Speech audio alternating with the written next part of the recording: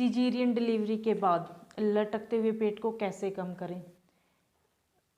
सभी जानते हैं आई थिंक ना। तो ये सबसे बड़ी समस्या हो गई है कि आजकल ना जो बच्चे होते हैं ना आजकल सी सेक्शन से ज़्यादा होते हैं, और इसकी सी सेक्शन होने के बाद ना औरतों का पेट थोड़ा सा बाहर आ जाता है, कईयों का काफ़ी ज़्यादा आ जाता है।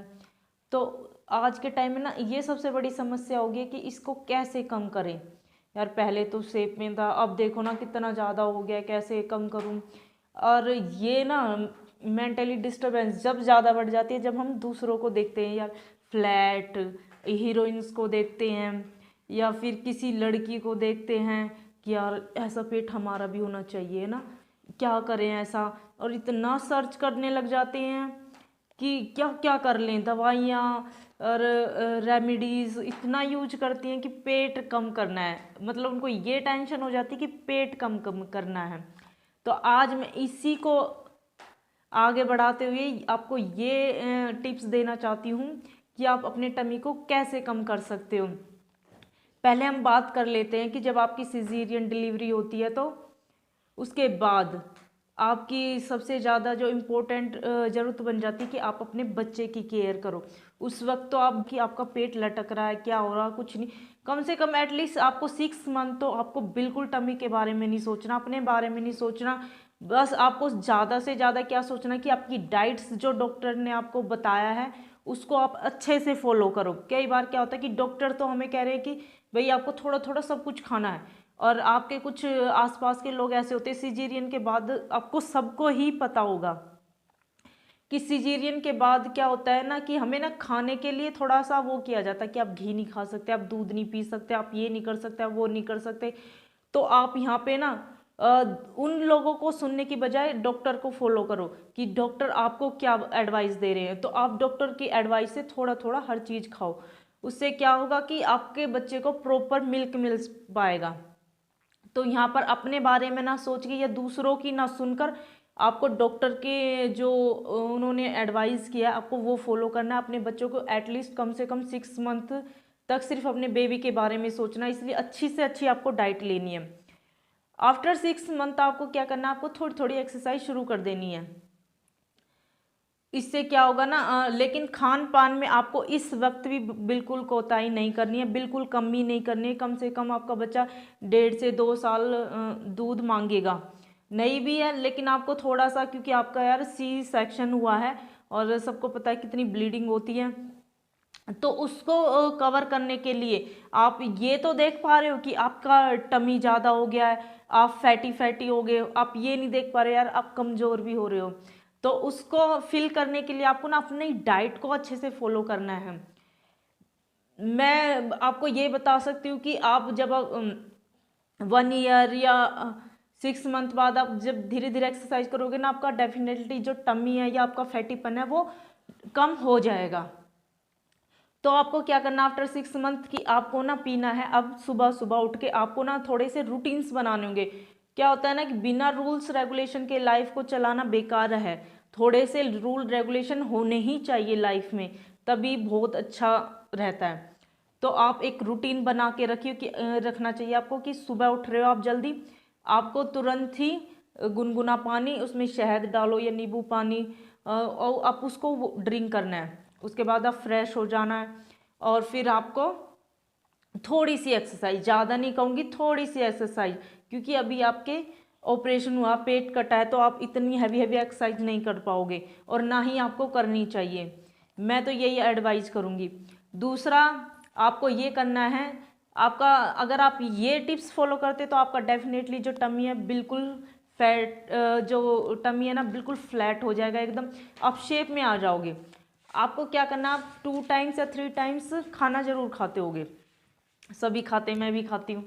तो आपको क्या करना है कि जब भी आप खाना खाओ तो उसके खाना खाने के बाद आधे घंटे बाद आपको गुनगुना ही पानी पीना है, अब वो चाहे गर्मी हो चाहे सर्दी हो।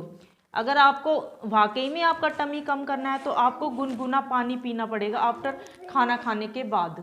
तो आपको ये थोड़ा सा फॉलो करना पड़ेगा। आपका ना आप देखोगे कि आपका कुछ महीने बाद ही, ऐसा नहीं है कि आपने आज किया कल छोड़ दिया, कुछ चीज़ें ऐसी होती हैं कि हमें ना अपनी ज़िंदगी में ना एक रूल की तरह अपना लेनी चाहिए, फिर हम ऐसे घूमते फिरते हैं, दवाइयाँ ढूंढते हैं, पता नहीं कोई सज क्या कर दे, कि एक जादू नहीं होती है ये चीज़ें। तो आपको थोड़ा सा सस्पेंस रख के, थोड़ा सा वेट करके, और ये चीज़ें कंटिन्यू अपनी लाइफ में ना, एक ऐसा लगा लो कि ये ना आपकी लाइफ का एक पार्ट है, ठीक है ना। आप इसके बिना रह नहीं सकते, ऐसा अपने आप को बना लो कि आप जब भी सुबह उठते हो आप पानी पीते हो, आप जब भी खाना खाते हो आप थोड़ा सा गर्म पानी पीते हो। यहाँ पे आपको एक और चीज़ करनी है, मतलब आपको किसी चीज़ की ज़रूरत नहीं पड़ेगी अगर आप ऐसा करते हो तो। मेरे दोनों ही बच्चे सी सेक्शन से हैं, और यकीन मानना ये इवन सबके साथ ही ऐसा होता होगा, जब मेरे बच्चे हो जाते हैं ना, और जब मैं जनरल रूम में शिफ्ट हो जाती थी, तब मैंने देखा यार, ऐसे हो जाता था मेरा पेट, ऐसे लगता था सेकंड या थर्ड डे जब मैं थोड़ा होश में आती, मैं देखती कितना सारा पेट बाहर निकल रहा है यार। ऐसे लग रहा था कि एक और बच्चा इसमें, या कोई मुझे देखता जिनके नहीं हुए सी सेक्शन, वो कहते अब बताओ अभी भी इसका पेट ऐसे लग रहा है जैसे एक और बच्चा हो। एक्चुअली एक बार क्या हुआ ना, जब मैं कॉलेज टाइम में थी, तो मेरी फ्रेंड की एक बहन थी, उसको सिक्स सेक्शन से बेबी हुआ था। पहली बार मैंने ऐसे देखा था, तो फिर मैं उसको मिलने गई थी, उसके बेबी को देखने के लिए। मुझे बड़ा क्रेज रहता है बच्चों से मिलने का, देखने का। तो जब मैंने उन्हें देखा ना, तो दीदी का ना पेट इतना सारा बाहर आया हुआ था। मैंने कहा दीदी अभी भी आपके एक और बेबी है क्या पेट में, वो कब होगा, मतलब ऐसे अजीब अजीब से सवाल करने लगी मैं उनसे। तो सभी हंस रहे थे कि यही हम सोच रहे हैं। उनका तो इतना ज़्यादा था, इवन अब भी है, क्योंकि उन्होंने ऐसा कोई मतलब कोई टिप्स फॉलो ही नहीं की कभी किसी की भी। थोड़ा बिजी शेड्यूल था, वो ये कह के टाल देती थी। असल में बिजी शेड्यूल सबका होता है, आपका मेरा सबका होता है, लेकिन अगर आप अपने एक चार्ट पे लिख के ये डाल दो ना कि ये मेरे को करने ही करने हैं, और कोई बड़ी टिप्स नहीं है, कुछ नहीं है, कुछ भी, आपको सिर्फ गर्म पानी ही तो पीना है।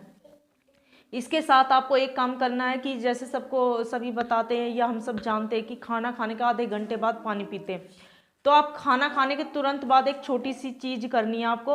और ज़्यादातर अगर आप सुबह में या दोपहर में नहीं कर पाते हो, लंच के टाइम में, तो आपको डिनर के बाद ये काम जरूर करना। डिनर करने के तुरंत बाद कभी नहीं लेटना चाहिए, आपको करना चाहिए वज्रासन। आपको बैठना है वज्रासन पर। अगर आपको वज्रासन नहीं करना आता है तो आप मुझे कमेंट सेक्शन में लिख के बता दीजिए, फिर मैं आपको वज्रासन करना भी बता दूंगी कि वज्रासन कैसे करते हैं। तो आपको ये करना है, और रिक्वेस्ट है कि आप प्लीज़ तुरंत बच्चे के बाद ये ना सोचे कि आपका टमी क्या होगा। अगर आपने अभी से कोशिश नहीं की तो फिर कभी ठीक नहीं होगा। ऐसे भी आपको एडवाइस देने वाले मिलेंगे कि अभी से ही शुरू कर दे, ये कर दे, वो कर दे। तो ऐसा बिल्कुल नहीं है। आपको पहले अपने बच्चे का पूरा ध्यान रखना है कि उसको आपके दूध की सबसे ज़्यादा ज़रूरत है। तो एकदम से कोई ज़रूरत नहीं है आपको एक्सरसाइज करने की, ठीक है ना। आप आफ्टर 6 मंथ ट्राई कर सकते हो, बल्कि आपको कोशिश करनी चाहिए थोड़ी थोड़ी एक्सरसाइज आप ज़रूर करें। सुबह में टाइम नहीं मिलता तो आफ्टर क्या होता है कि खाने के 2 घंटे बाद आप एक्सरसाइज कर सकते हो। तो आपको जब भी टाइम लगता है तब भी आप अनुलोम विलोम कर सकते हो, कपालभाति कर सकते हो, लेकिन ये थोड़ा सा 6 मंथ बाद, क्योंकि जब तक आपके टांके भी थोड़े वैसे रहते हैं सॉफ्ट, तो आप ऐसे में कोई भी हार्ड एक्सरसाइज करने की कोशिश बिल्कुल ना करें।